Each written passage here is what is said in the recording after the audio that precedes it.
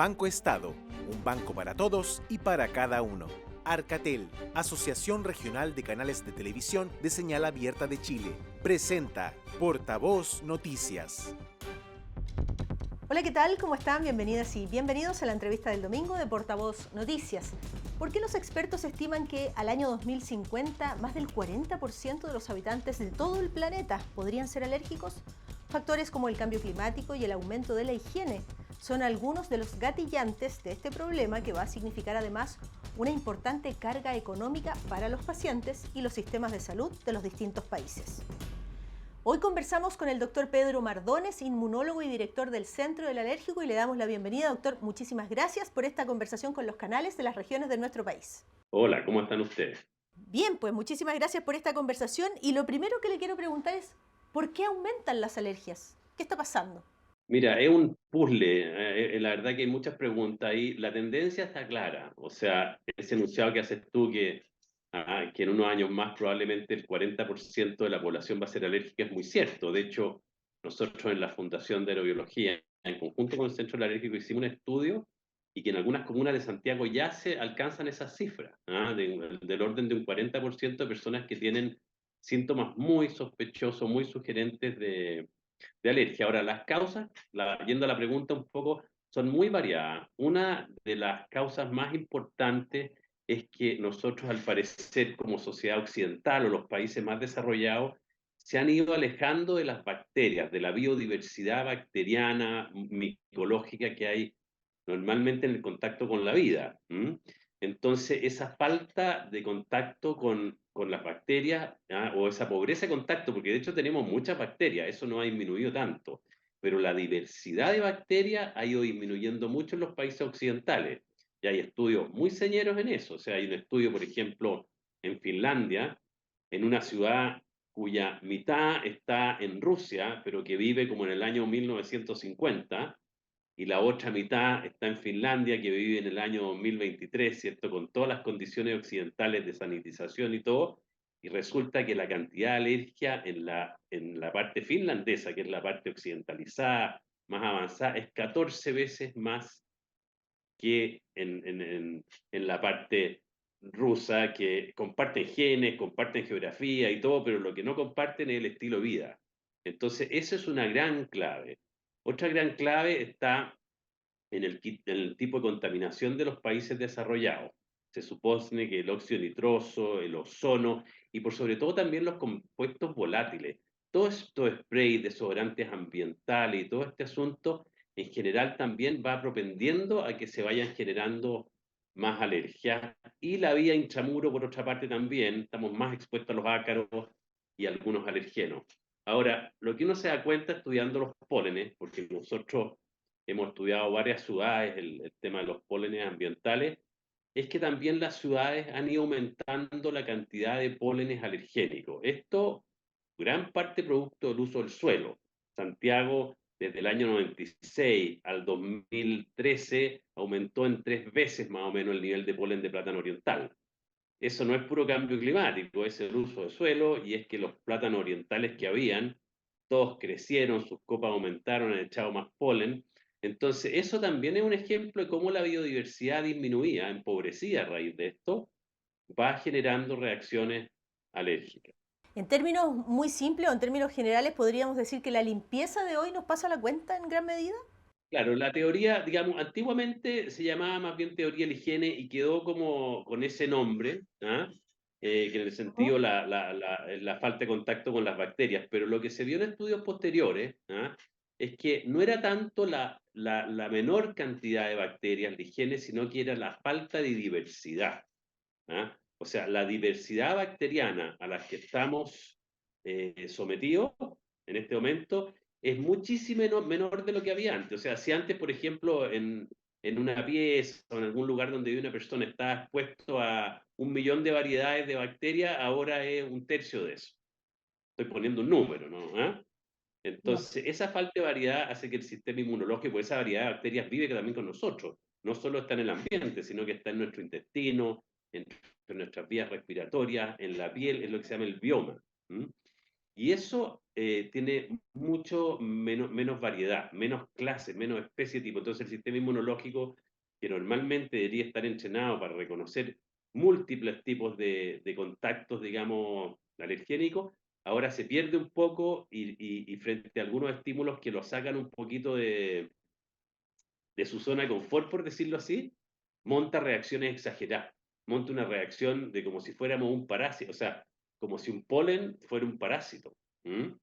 Y genera toda una reacción muy parecida a las reacciones que se generan contra los parásitos, ¿ah? Con todos los tipos de química, digamos, y biología que se monta contra un parásito. ¿Podría describirnos los tipos de alergia más frecuentes que usted ve en la consulta, por ejemplo? Bueno, eso es muy variable. Yo trabajo en Santiago, pero cuando hablo de ¿Ya? Santiago hablo de una cosa bien particular, es súper importante decirlo. Porque en Santiago, yo te voy a decir, en Santiago lo más frecuente es el plátano oriental y los polen de pasto. Santiago está marcado por esa estacionalidad. Entonces, cuando Ya. empiezan a polinizar los plátanos orientales, el arza, los árboles urbanos en general, pero el plátano es el más importante, y los pólenes de pasto, el 30%, o sea, yo te diría que el 70% de los alérgicos tienen esa sensibilización y reaccionan. Y hay otro que tiene a los ácaros del polvo, que están todo el año con síntomas, y bueno, por supuesto que hay un grupo no despreciable de gente que tiene alergia a las mascotas, al perro, al gato, y que también es un tema. Pero esto que te digo es súper importante dejarlo claro, es solo de Santiago. Entonces, Claro. es súper importante conocer los alergenos de cada ciudad. Por ejemplo, Valparaíso. Nosotros pusimos una estación de polen, de monitoreo de polen en Valparaíso, y resulta que el plátano oriental no tiene ninguna importancia. ¿Ah? Ahí lo que importa es una maleza que descubrimos en nuestro estudio, que es muy interesante, que es la primera causa de alergia, que se llama Parietaria judaica, que es una maleza muy bonita, que crece en los cerros, está en todas partes, uno la ve en todas partes, y hasta antes estos estudios no estaba ni siquiera descrita. Después, ¿qué pasa en Talca? También hemos hecho estudios en Talca. En Talca los alergenos más importantes, el plátano, los pastos y últimamente el polen de olivo y probablemente los avellanos europeos que se están plantando mucho puedan tener una incidencia importante, pero el olivo, por ejemplo, hace 20 años no importaba, pero han plantado un montón de olivos y ahora el nivel es enorme. ¿Ah? Y así cada ciudad tiene su matiz. En Temuco también pusimos ahí el abedul y los pólenes de pasto importan. Y lo que es más interesante, fíjate, es que nosotros ahora estamos hace algún tiempo, en todo el mundo se está haciendo, pero nosotros en el Centro del Alérgico empezamos a hacer hace algún tiempo un diagnóstico que se llama diagnóstico molecular, que es el ALEX. Que en el fondo ¿Ya? estamos concentrando en ver qué moléculas de cada una de estas cosas, qué moléculas del polen están dando alergia, qué moléculas de los ácaros dan la alergia, o qué moléculas de alimento, porque se usa más para ver, digamos, un examen muy completo para ver alimentos. Entonces, lo que nos hemos dado cuenta, que las ciudades, ¿ah? Por ejemplo, las ciudades están marcando el tipo de alergias alimentarias un poco. Santiago, a raíz de esta abundancia de plátanos orientales, ¿ah? Pasa lo siguiente, que cuando uno tiene alergia al plátano oriental, la verdad que no es que el anticuerpo, ¿ah? Que es lo que produce la alergia, se vaya contra todo el polen, sino que se va contra partes del polen. Y esas partes del polen están en determinados alimentos. Entonces, Santiago, por ejemplo, está generando que haya más personas con alergia al durazno o a la lechuga, que son cosas compartidas con el polen de plátano oriental. ¿Mm? Después, ¿qué es lo que nos hemos dado cuenta en este examen? Que las personas de Coyhaique, ¿ah? Se hacen alérgicas al polen de abedul y estornudan y todo con el polen de abedul, pero resulta que el polen de abedul comparte una sustancia con las manzanas, las almendras, el apio y la zanahoria. Entonces, hay algunos pacientes, por suerte no es algo todavía demasiado frecuente, pero hay algunos pacientes que por su rinitis al abedul empiezan a hacer problemas muy severos de alergia alimentaria por esos alimentos. Entonces, para contestarte en corto, es ¿Mm? muy importante estudiar cada ciudad. Ese estudio no lo podemos tomar prestado de afuera. Es un estudio que hay que hacerlo en cada lugar. ¿Ah? Y nosotros, bueno, hemos hecho en varias ciudades, hemos postulado a fondos para hacerlo en Punta Arenas, un FONI, qué sé yo.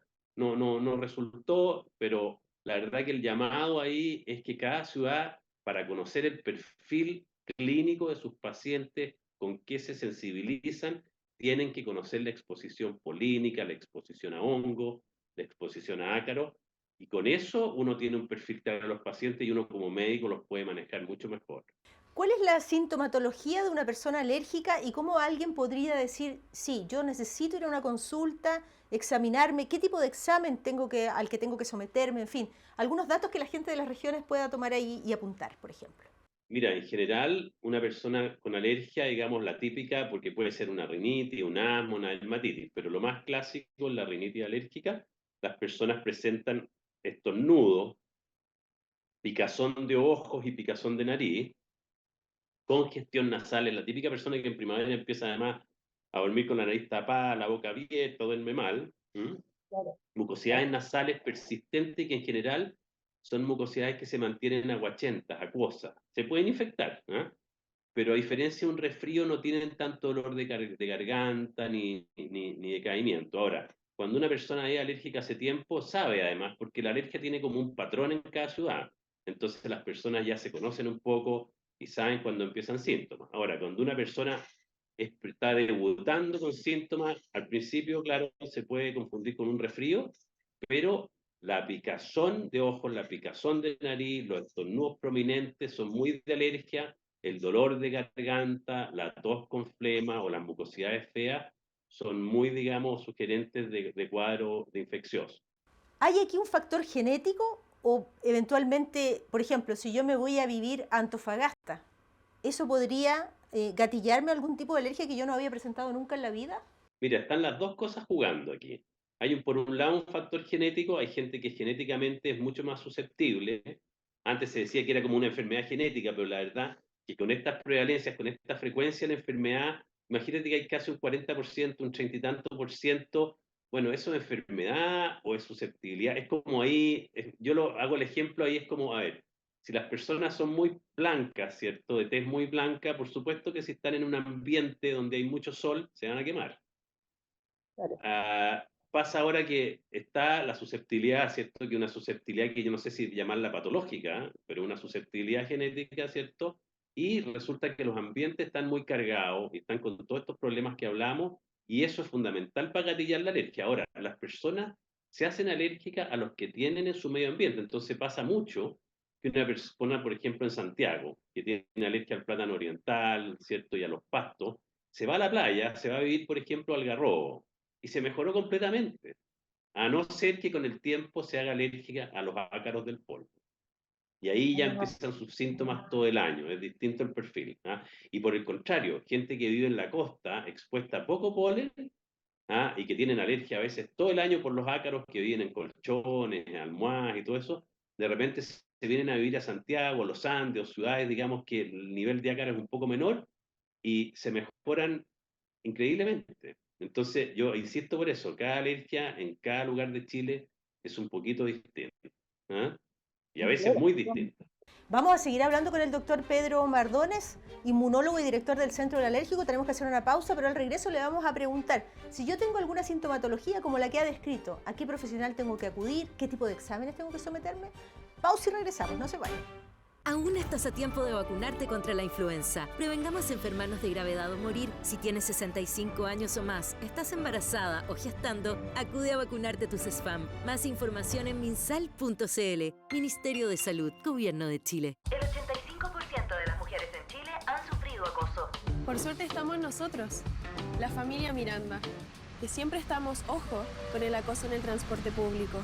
Que un Miranda esté junto a ti significa que alguien te acompaña. Por eso llamamos a todos nuestros parientes a realizar lo que mejor sabemos hacer. Estar atentos, informados y mirando alrededor, para que las micros, el metro, las barcazas, trenes y colectivos sean lugares más amables y seguros. Estación Mirador. Si tú también te tomas un segundo para mirar, eres un Miranda. Súmate a nuestra familia y seamos más los que estamos ojo con el acoso en el transporte público. Ministerio de Transportes y Telecomunicaciones, Gobierno de Chile. Qué importante es la convivencia, la que aprendemos en el liceo, la escuela, en el jardín. Juntarnos es esencial para crear un ambiente que nos permita lograr un desarrollo integral. Acá aprendemos a convivir. Ministerio de Educación, Gobierno de Chile.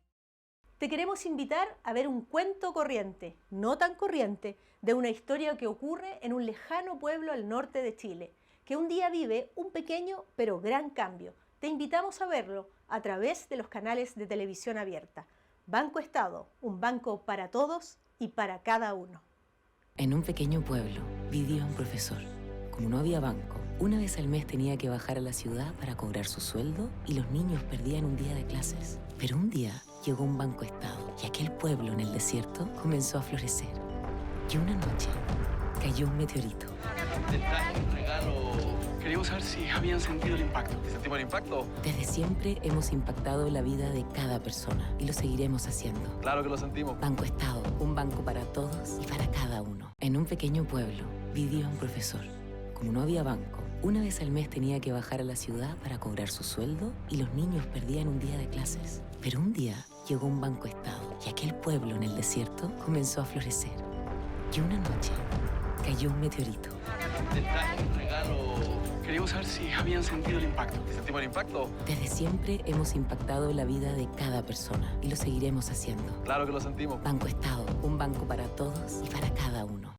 Ya estamos de vuelta con la entrevista del domingo de Portavoz Noticias. Le queremos dar las gracias nuevamente al doctor Pedro Mardones por esta conversación con las regiones de Chile. Lo dejaba ahí un poquito endeudado con una respuesta. Si yo tengo esta sintomatología que usted describía, ¿verdad? Molestia, irritación en los ojos, alguna mucosidad, algún otro tipo de problemas en la piel incluso, por ejemplo. ¿A dónde tengo que acudir de inmediato? Porque parece ser que yo soy alérgica. Si las molestias son lo suficientemente severas para que no hayan pasado con los clásicos antihistamínicos que le dan el médico general o qué sé yo, ahí lo natural es acudir a un experto, a un especialista en alergia y inmunología. Y los exámenes que le van a hacer, primero una buena historia clínica, eso ya sirve mucho. Y después de eso, ¿cierto? Un test cutáneo. El test cutáneo lo que hace es poner extractos en los brazos normalmente, de todas las cosas a las que el paciente está expuesto en su atmósfera, y se le hace una mini como rajuñito. Este se llama prick test, ¿cierto? Y en el fondo, en el lugar donde está expuesto la persona en la piel a las cosas que él tiene alergia, se produce una ronchita ahí. Entonces se mide la ronchita y eso reproduce la alergia y sabemos a qué tiene alergia. Y lo otro es a través de exámenes de sangre.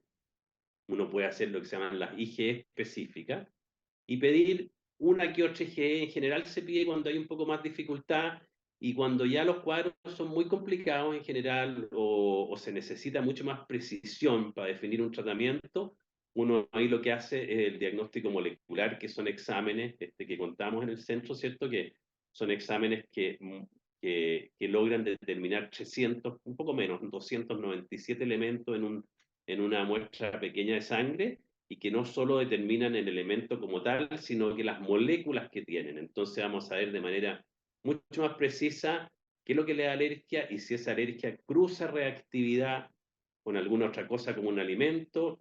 Es como que conocemos el currículum de la sustancia específica que le da alergia a la persona. Pero eso se usa en algunos casos que son en general alergia más compleja. Yo diría que no se usa en todo el mundo, en todas las personas. Generalmente con el test cutáneo estamos bien la mayoría de las personas. Hay personas que son un poquito miedosas frente a los exámenes, hay otros que derechamente le tienen fobia y dirán, pero ¿cómo me voy a hacer un test cutáneo y en una de esas puedo gatillar un episodio medio complejo? Seguramente usted nos dirá, pero esto se hace en un ambiente controlado, no va a pasar nada tan grave, ¿no? Claro, por supuesto. O sea, el test cutáneo en general es una prueba muy segura, pero es cierto que algunas pacientes tienen una reactividad un poco mayor, por lo tanto es recomendable no hacérselo en la casa.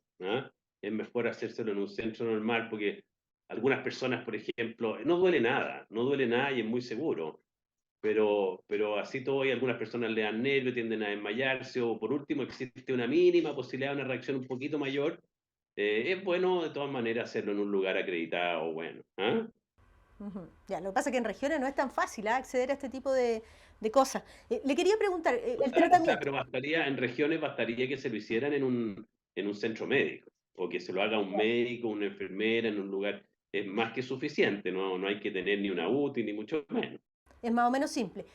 Lo otro que quería preguntarle, me parece tremendamente relevante, el bolsillo. Ahora, lo que sí, hoy, ¿no? perdona, una cosita que quiero agregar. Lo que sí es importante, que el test cutáneo que se haga debe contener las cosas, y en eso nosotros en el centro somos bien quisquillosos, debe contener las cosas a las que está expuesta la persona. O sea, en el caso de Valparaíso, volver a ese ejemplo, antes de que descubriéramos este asunto de la parietaria judaica, no se estaba aprobando, por lo tanto, la primera causa queda en la incógnita. ¿Mm? Entonces, eso es importante y por eso yo insisto en que cada ciudad grande, por lo menos, debería tener conocimiento, debería hacer un monitoreo de las cosas a las que estar expuesta. Porque la alergia no la podemos prestado de otro país, digamos, los alergenos o los test, ni siquiera de otra ciudad. Tenemos que conocer lo que hay para poder probar lo que hay. Entonces, nosotros, por ejemplo, en el centro de alergia, cuando nos llega un paciente a Valparaíso, probamos la parietaria judaica. Cuando llega un paciente de Talca, probamos la ambrosía, probamos el olivo y probamos, te fijas, el avellano lo vamos a probar. ¿Ah? Y así en general, sin tener, digamos, el acabado conocimiento de todo, pero tratamos de tener las cosas que uno sabe que existen en cada lugar. En este ámbito, como en muchos otros, importa también el bolsillo de cada uno y la gente querrá saber, ¿es caro el tratamiento frente a los distintos tipos de alergia? Y lo segundo, los pacientes que son alérgicos, ¿deberían andar siempre con una especie de kit de SOS en caso de estar sometidos a un episodio complejo? Mira, ahí depende cada alergia. A ver, las alergias, la verdad que una de las limitantes para tratar bien las alergias es el costo de algunos medicamentos. ¿Ah? Pero existen, o sea, una alergia bien tratada, bien orientada desde un principio, por supuesto, es más barata, y una alergia que se trata desde un principio, porque cuando la alergia escala, por ejemplo, si un paciente se trata su alergia estacional, al plátano oriental, después de que lleva 3 semanas, no es raro que esa persona se le haya agregado una sinusitis, no es raro que pueda tener un poco de asma, entonces la alergia se encarece más y se complejiza más. Por lo tanto, en un momento dado, un buen control con un especialista yo creo que abarata. 2, los medicamentos son caros, y bueno, ahí pasa un poquito un aviso, es probable que en el centro, junto con una farmacia, logremos hacer como porque los alérgicos son un verdadero ecosistema, son miles, millones de personas, entonces tratar de juntar a estas personas para generar beneficios de farmacia y otras cosas, ¿ah? Para abaratar. Los remedios genéricos, hay muchos buenos también que se pueden usar, ¿cierto? Y como te digo, pero no deja de ser un poquito caro porque son pacientes que tienen que tomar medicamentos por lo menos, o sea, la mayoría por lo menos unos 3 meses al año y si no algunos todo el año completo. Y si tienen, además de la rinitis, tienen un asma, se le agrega otra complejidad. Ahora el asma está cubierta por el GES, entonces parte de esos medicamentos los cubre el GES y ahí hay un alivio. Pero si aparte la rinitis y el asma se le agrega una dermatitis que van de la mano un montón de veces, sí, se encarecen y no todo el mundo puede llegar a una satisfacción total con el tratamiento. Pero una persona que maneja bien el tema, en general, se adecua un poco a las necesidades y se cubre un poco ese problema. Le preguntaba por el kit de emergencia. Si yo sé que soy alérgico, ¿debería andar con algo en particular siempre en mi bolsillo, en mi billetera, en mi cartera, en mi mochila? Eso depende un poco. O sea, si tú tienes una rinitis, no sé si un kit de emergencia. Si tienes un asma, con tus inhaladores de rescate, pero si tienes una alergia, una anafilaxia recurrente por algún motivo, imagínate que tú tienes una alergia al maní. Está muy bien, no vas a comer maní, pero si tú sabes que el maní te puede producir un choque anafiláctico y tú no sabes dónde te encuentras el maní, porque es un alimento muy ubicuo. Tú te comes una galleta de otra cosa y se hizo en una línea que podía contener trazas de maní. Entonces, en ese caso, tienes que andar con medicamentos de emergencia, con antihistamínicos, corticoides y por sobre todo, la adrenalina. La adrenalina viene en un formato, y ahí hay una fundación que trabaja junto a nosotros, que se llama Fundación Creciendo con Alergias, que tienen esta adrenalina que se llama EpiPen. Y el EpiPen es un autoinyector de adrenalina, entonces la persona se le entrena un poco y frente a una reacción muy fuerte, la persona, o que podría ser muy fuerte, porque la persona ya sabe que tiene estos episodios complejos, la persona se puede autoinyectar la adrenalina y con eso en general puede llegar a cualquier lado. No se queda en la casa, tiene que ir a un servicio de urgencia, pero ya va, digamos, sabiendo que se está protegiendo con ese medicamento. Doctor, hablemos de la piel atópica, porque es bien frecuente, y es como, he escuchado a más de algún médico decir, es como tenerle alergia a la vida, tenerle alergia al mundo. ¿Qué tratamiento se recomienda para aquello?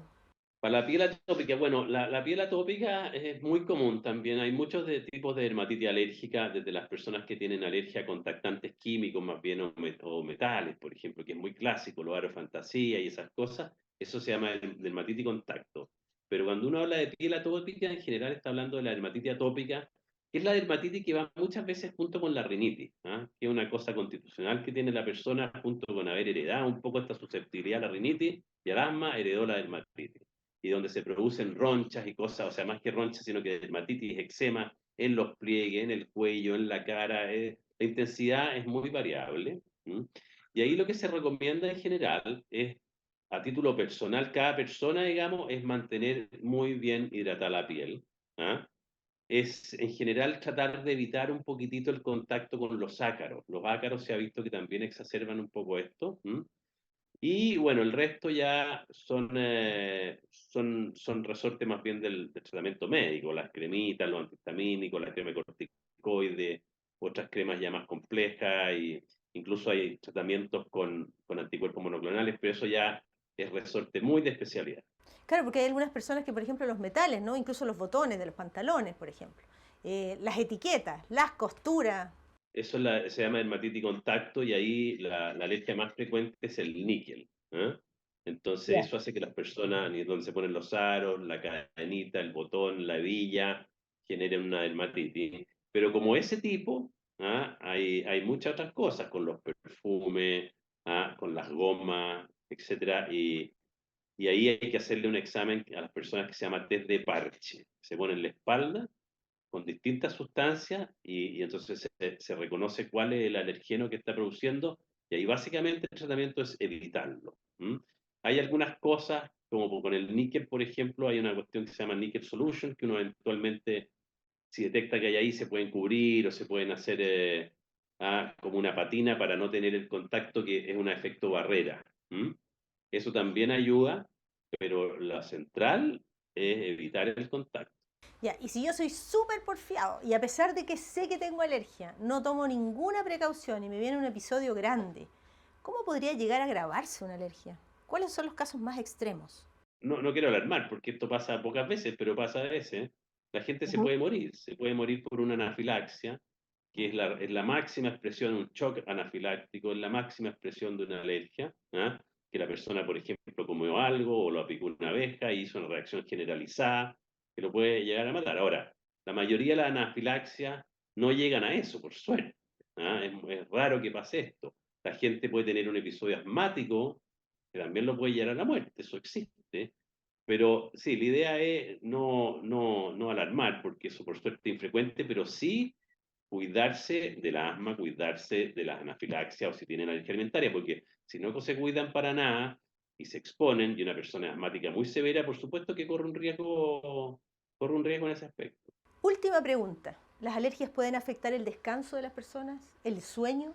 Absolutamente. Yo te diría que la gran carga que tiene el alérgico moderado, el leve, el moderado, y que muchas veces no se trata bien, y que significa una alteración de calidad de vida brutal, es el sueño. ¿Mm? Porque las personas respiran por la boca, y respirar por la boca se ha visto que genera un montón de alteraciones en el ritmo normal del sueño.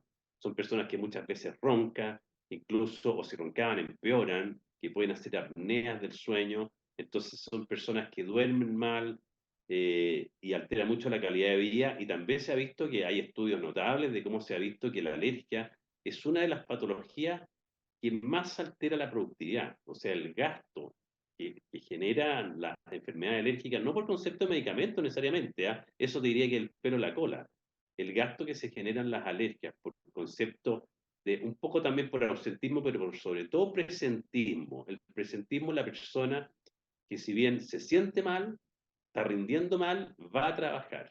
¿Mm?